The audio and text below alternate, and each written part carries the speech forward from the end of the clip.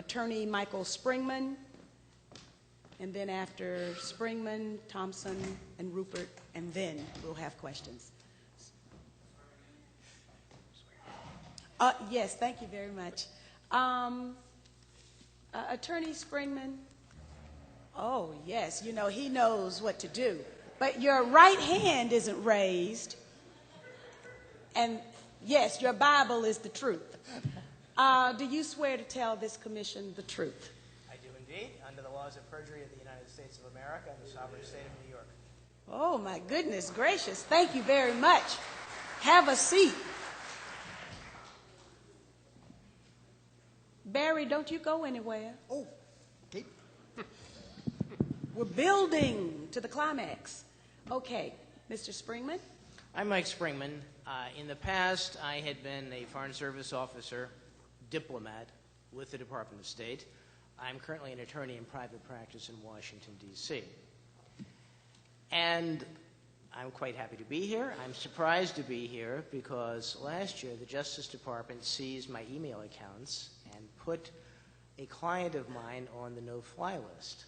So I wasn't quite sure what I would run into at Dulles Airport today, and alhamdulillah, I got on the airplane with no trouble at all. But I'm here to talk to you about visas. Visas issued to terrorists at the CIA's consulate at Jeddah, principal city of the Hijaz in the western part of Saudi Arabia.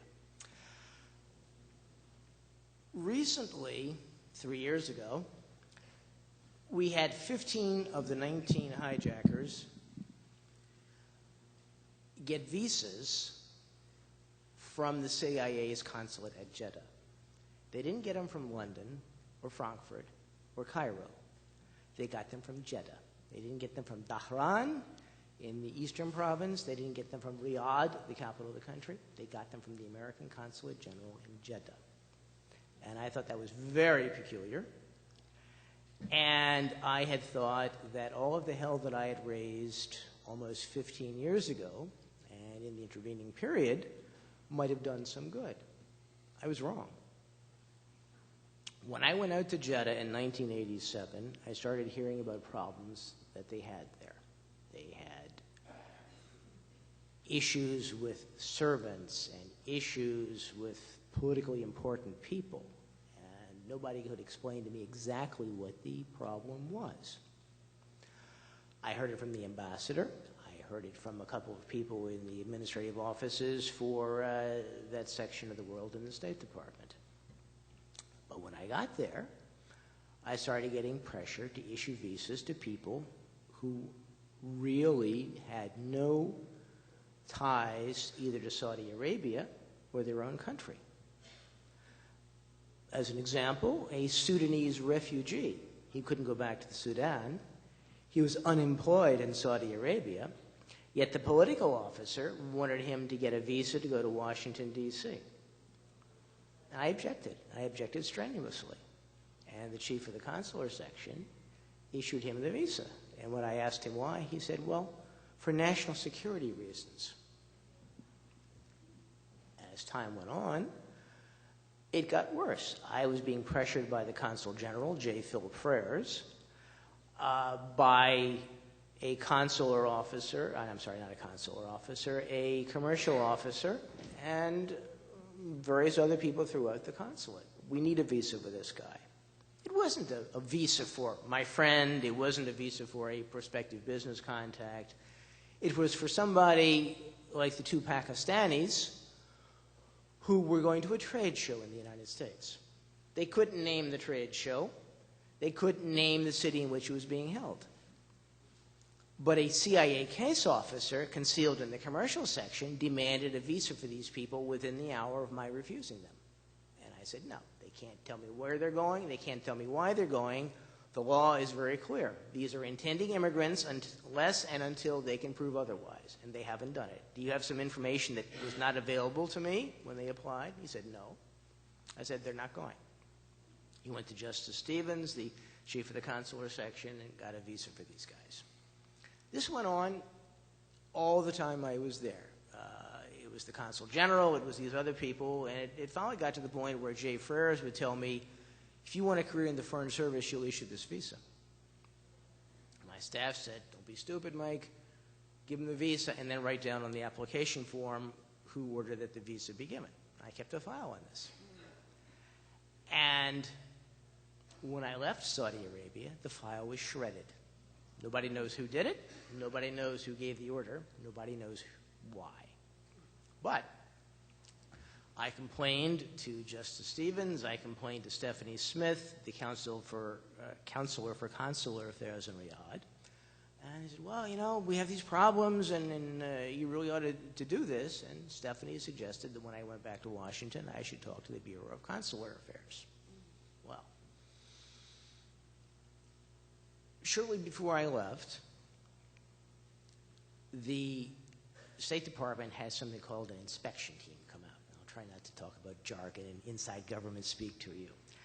It's basically a management practice to examine how a foreign service post is functioning. Does it do things according to the law? Does it do things according to regulation? Is there a more efficient way of doing this particular action? So I was told by a contact outside of the consulate, don't talk about this, don't talk about the visas. And if you do, you're going to lose your job. Well, I didn't think so, but I decided it would be smart not to talk too much about it. Well, when Joseph P. O'Neill came through, he pressured me for an hour to talk about this. And I said, no. He said, but I know this. And he simply ran through exactly everything I knew about the situation, plus a little bit more besides. And it went on and on and on, and finally wore me down. Oh, it's going to help the efficiency of the Foreign Service, et cetera. So I told him this.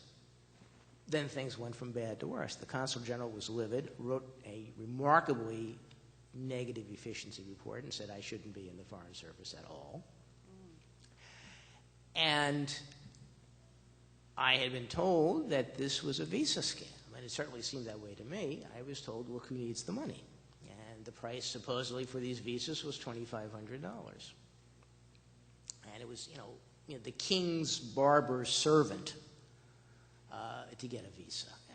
Freres was seen filling out visa applications for people in the consulate. It was just absolutely incomprehensible to me. And people I talked to who had been there really didn't want to say much more about it. And it wasn't until I was out of the Foreign Service, when my appointment had been terminated for unspecified reasons, that I learned from three good sources. Joe Trento, the journalist, a fellow attached to a university in Washington, D.C., and a guy with expert knowledge on the Middle East who had worked for a government agency. They said, it's very simple. The CIA and its asset Osama bin Laden were recruiting terrorists for the Afghan war. They were sending them to the United States for training, for rewards, for whatever purpose, and then sending them on to Afghanistan. And most likely, the problems they had with the liquor at the consulate, large amounts of it disappearing, it being sold at very high markups, and so forth, was being used to fund this. Well, that explained the whole thing. That explained why nobody wanted to talk to me about this. It explained why the file was shredded. And it explained why they were so mad at me, because I apparently had disrupted their way of pass and go and collecting $200 or more. Well, when I learned this, I went to the FBI. I went to Congress, the House Subcommittee on International Affairs, where I was told, what's the matter? Don't you like the CIA? I went to the Justice Department's Office of Professional Responsibility, the section charged with corruption in government and crooked officials. Didn't want to talk to me. I managed to write a few articles and get them published in Unclassified, the Bureau of the Association of National Security Alumni.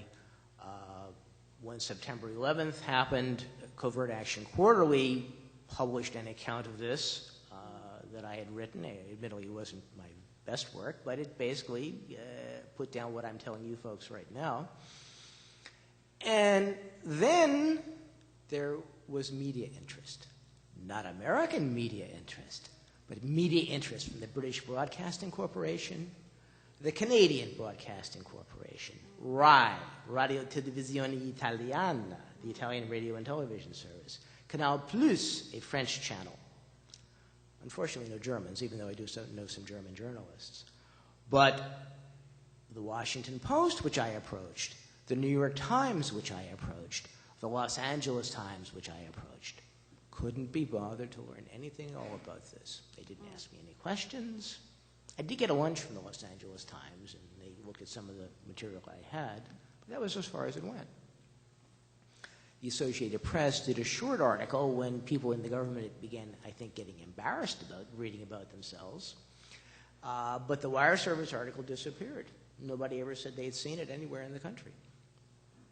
I've been interviewed by a couple of smaller, non-mainstream radio stations. About a year or two ago, I was on Amy Goodman's show, Democracy Now! With Greg Palast. But it's beginning to come out in the open. Greg Palast devoted a few paragraphs in his book, The Best Democracy Money Can Buy. Craig Unger's book, House of Bush, House of Saud, has a couple of paragraphs devoted to me and the situation in Jeddah. And Joe Trento is publishing a book next month, inshallah, called Prelude to Terror, which goes into detail on the situation at the CIA's consulate in Jeddah and how terrorists got their visas. But I think also this business of Visa Express that Joel Malbury and others have played up is something of a red herring or a little bit of misdirection. Saudis, people with Saudi passports, didn't have to appear in front of a consular officer. Their personal appearances were waived. It's a good way to get people past the visa officer who asks awkward questions like I did, because you put them in a pile and you send them through a reputable travel agent to the consulate. They did this in Latin America, according to Selvino Castillo, a drug enforcement agency officer. He said this was one of the agency's favorite tricks of slipping people into the country. But the difficulty is nobody wants to hear about this. Mike, I'm going to just remind you 1 minute, okay? 1 minute? Yes, Okay. yeah. All right. So basically, I think that the way to reform things and put an end to this is to stop the secrecy. My Freedom of Information Act request and its lawsuit was sealed as a threat to national security. It was resealed within the last 2 weeks by Royce Lamberth, the U.S. District Court for the District of Columbia. He's on the panel of the Foreign Intelligence Surveillance Act judges. So what we really got to do is abolish the CIA's Directorate of Operations, the people who overthrow governments and assassinate politicians the U.S. doesn't like. And we've got to cut their budget of all the intelligence services by 25% this year.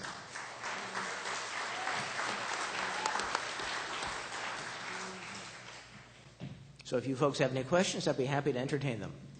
We will pose our questions at the end, along with the members of the audience.